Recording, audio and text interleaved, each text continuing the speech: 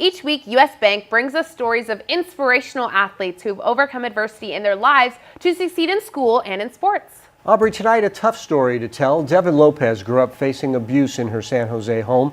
Devyn used running to help her to recover. Running is Devyn's heaven.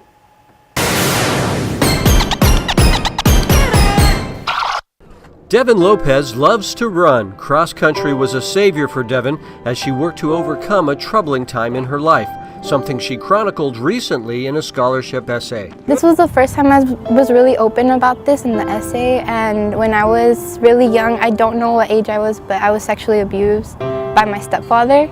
And obviously this was someone I really cared about, that I really loved. He was the only father figure I had. So, kind of growing up with that happening in my home and no one knowing, it was really difficult.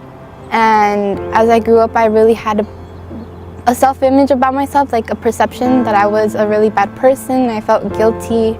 Devyn says the abuse started when she was about 9 years old and continued for a few years. Like many abuse victims, Devyn at first felt like it might be her fault. I think that happens with a lot of survivors. You feel that it's your fault because you feel that maybe you did something that led up to those decisions, and it's a stigma put on a lot of us.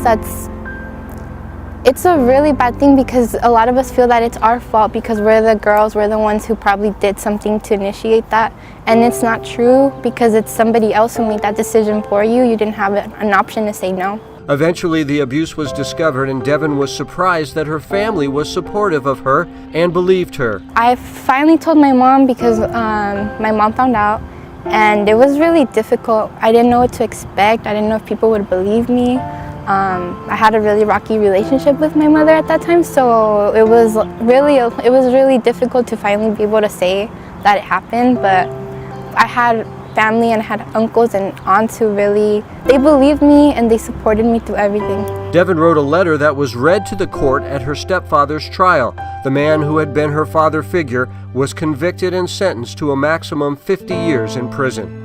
This was the person that I knew as my father, and just to see how his decisions broke our family apart. We could have really been a good family, but his decisions. Devyn has moved on. She works hard in the classroom with a 3.8 GPA. Devyn will attend Cal Berkeley next year using her grades to earn lots of scholarships.